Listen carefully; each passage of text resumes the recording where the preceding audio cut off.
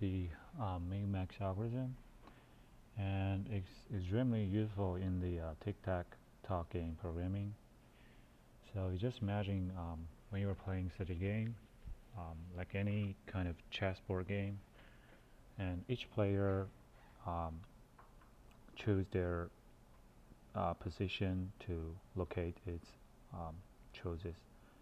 For example, like if you're choosing a black or a white, or choosing a circle or an X here. So just imagine when you're playing a game with your opponents, each player want to win the game, right? So they will always choose the strategy that is maximizing its own interest. Let's say I wanted to place a chess on as a row of a 3, no matter it's a vertical or diagonal or in a row. The other players want to win the game too. So the min-max algorithm is somehow depict such a occasion. Like each player wants to win its own highest score. So my opponents will choose the state that is the least favorable to me, but is the highest score to him. So by this way, each time I need to choose the best position from the worst position that my opponent have chosen for me. So there's multiple ways to playing this game. So for min-max algorithm is to just to imagine or calculate all of these possible scenarios um, by by just by just a recursive way. By the end of this our algorithm, there will be form such a decision tree like this, somehow like this. And from the very end, I wanted to win a game by this, for example, back to the very initial position I want to place my chess. So just think about this chessboard, let's say this 3x3 chessboard, as a images or as a chessboard, and each chessboard allocation we have a score for it. Let's say we have a -10 to the +10 score, or we have a tie. For playing a game, we always possible to have a tie. So the tie we have a score such as 0. So just imagine we have such a binary tree here, and by the end of this possible pattern, we have numbers of 3, 5, 2, and 9. But for each layers, um, each layer, the maximum player or the minimum player always choose the place to play its own chess uh, at his own most beneficial place. So to the player, um, the layers should be like a maximum, minimum, and a maximum and a minimum again. This is because let me draw something here. This is because when you play a game here, and there are always two possible cases, and each time you have another two possible cases, and so on and so on and so on. But a player should always start it from the, let's say, the um, first round, right? And the next round you play, it should be always like the third round, or the fifth round, right?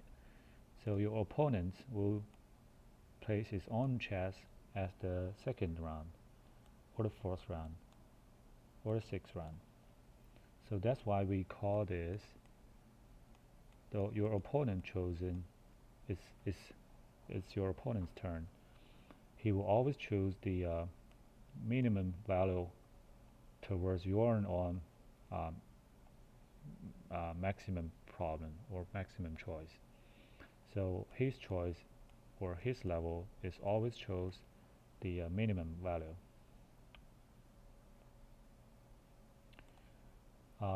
The other way is each term you choose the chess is always the place you want to maximum your own numbers. Let's say maximum your chances to win, right? So the first or the third and the fifth round, you will choose a number from the beneath two possible occasions. Let's say 3 or 5. You will always choose the most possible way to win this game. So by making a decision, you will trying to predict your opponent's behaviors. So what if your opponents always choose the best solution for his round? So you will imagine which one he would pick, right? He would pick for his own round. So for his round, he will always pick the, let's say, the minimum numbers for his own round. So let's just make this as an example. So for your opponent's round, the minimum, he will always choose the number 3. For 3 and 5, he will choose the 3. This 3 number is the, as we said, is the least chance of your winning this game, but it's the most chances for your opponents to win in this game. And for this case is he probably choose the 2, right? Because it's maybe you have 0.2 possibility to win this game, or maybe it's a minus value. It's always the same. But by your turn, you have 3 and 2. So what is the number you're gonna choose? You're gonna choose the maximum numbers by 3. So here, what you choose is the 3.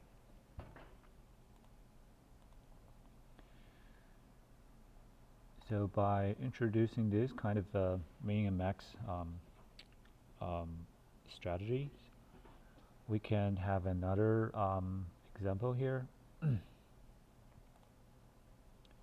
So the first level is the maximum chosen level, which is your turn, is the first round. The third round is your next chances to pick your position to place your chess. But on the other hand, the second round, the second round is your opponent to choose his minimum values from these possible cases here. Or the first round to choose the values from the options below them, right? Beneath this first round. This is the somehow the five layers. And by your chances to win this game, you will choose always the maximum numbers from your first and third choices here. So let's just look at this table here. By giving the -8 and 7 for your maximum number, we will choose the maximum number 7, right? For 15 and 14, you will choose a maximum number 15. And for 8 and -5, you will choose a maximum number is 8. And this one probably 1, 0, and you will choose the maximum number 1. But for the upper level of this problem here, your opponents will choose the you will choose the minimum number from the 7 and 15. So he would choose the 7. And this number is from 1 and 8. He will choose the minimum number of 1. And by the very initial step, you starting this game, you will choose always the best case you will win in this game. So you will choose the number of 7 here. So this is min and max strategy to win in this game. You can just predict your opponent's behaviors. Just assume they will always choose the best option for his turn, for his round, to winning his game. And then you can just imagine or predict all the cases by using this strategy. And here I post a pseudocode here. This might be helpful for you guys to solve this program assignment too. By programming, I put a list of these numbers by giving 3, 5, 2, and 9 as a list, or -8, 7, 15, 14, this series of numbers as a list, to finding the optimal choices that you started as maximum players here. So this is my functions here. We started from the first these figures, example 3, 5, 2, and 9. So let's just try to run this. So the first output is the tree steps. We have 4 layers, and our optimal value is 2. Our optimal level, our layers is 2, and our optimal value is 3.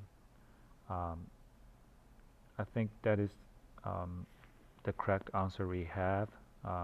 We calculate right because we have min 3, min is 2, and we choose the maximum 3 from the left side here.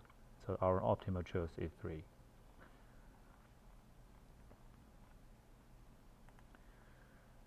And our tree depth is 2 because we have 2 more layers here.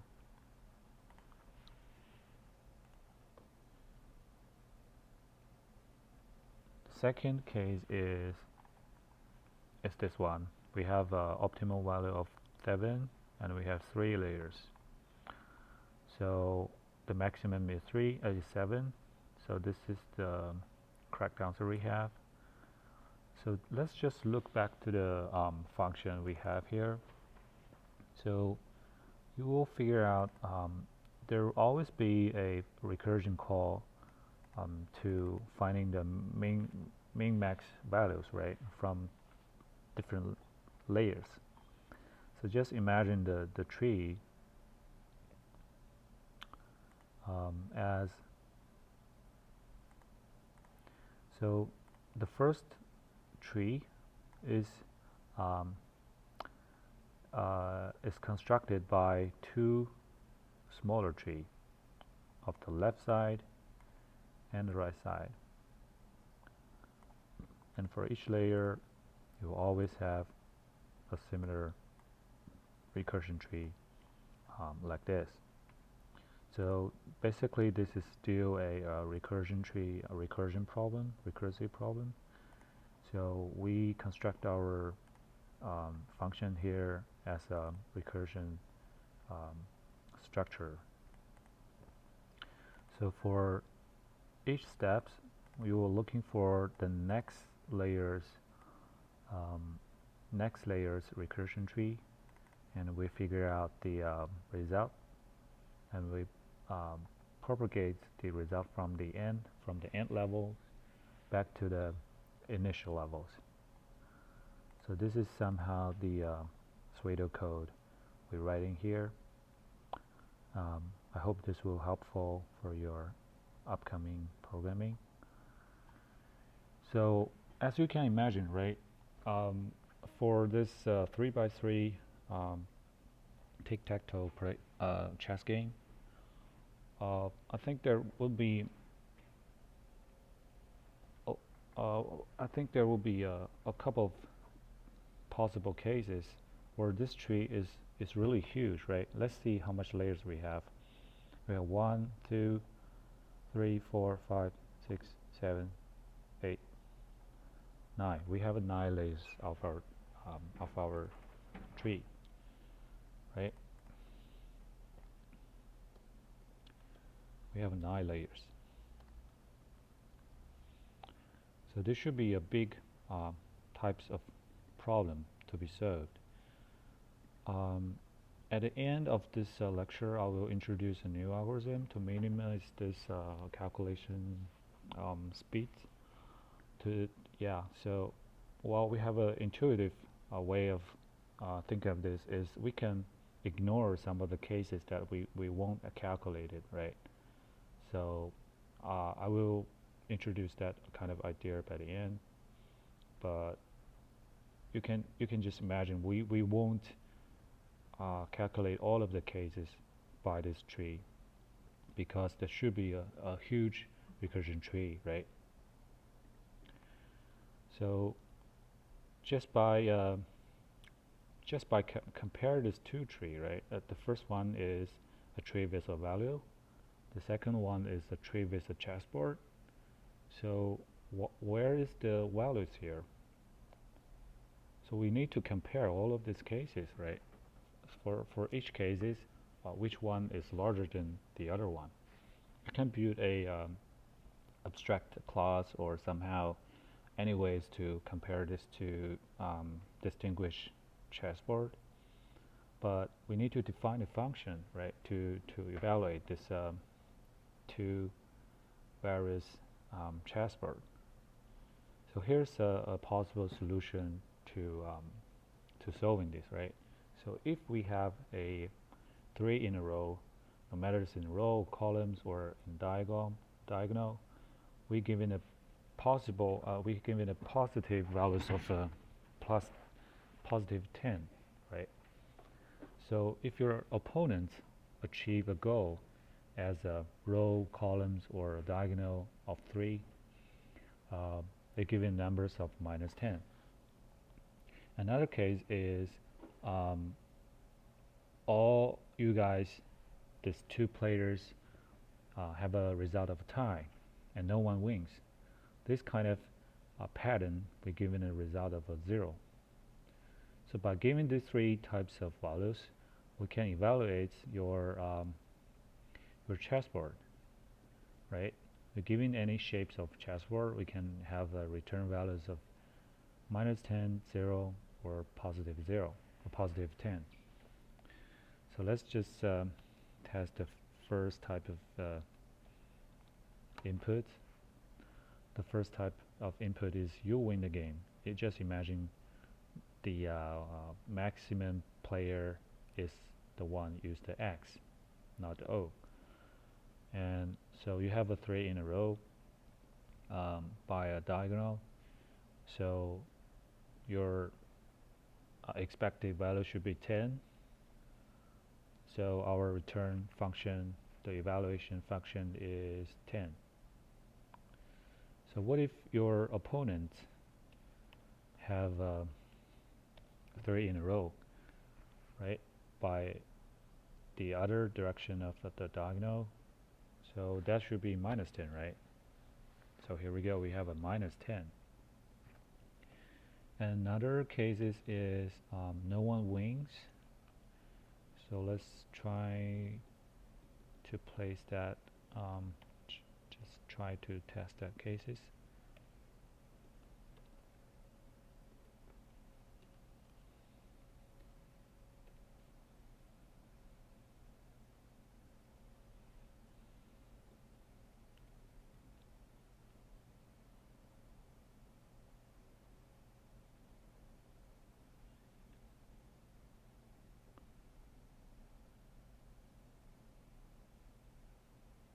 Sorry, this guy's win again. So just by changing this, oh my god, this is another win.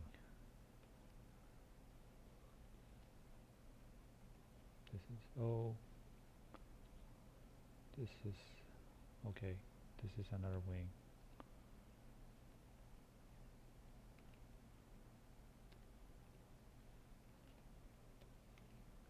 What is? Yeah. So this one is a tie. So our return function value is 0. So I think this is the very basic understanding of how to programming this problem. The first is you need to build up a Minmax recursion function or a class to giving you the optimal choices that you want to take. The second part is how to evaluate the different kinds of chessboard you have, the given values, no matter it's integer values or -10 or +10 or 0.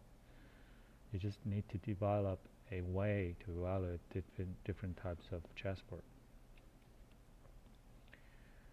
Yeah, so the other way of evaluate your chessboard is to use alpha beta pruning. So by pruning is you cut off maybe a subtree, maybe a larger sub recursion tree. That is a part you don't need to be explored. So when your moves are evaluated from the left to the right, since it's known that the group of the subtrees as a whole yields the value of an equivalent subtree or worse. So for example, you have let's say you have 3, 6, and 5. You already know the let's say the third one is in the middle. So this subtree may not be being used to be evaluated because you will always choose from the from the max, right? First from someone here. So this is the possible something you needed, right? The other layers is the mean. Your opponents choose the mean values from 6 and 7. He will choose the 6, so you will see which subtree which is not needed. That is called alpha beta pruning, and I will post some lecture notes from the 140 class, and I hope that will be helpful. If you want to learn more about it, I would recommend you guys to read this Artificial Intelligence A Modern Porch. I think is in chapter 5.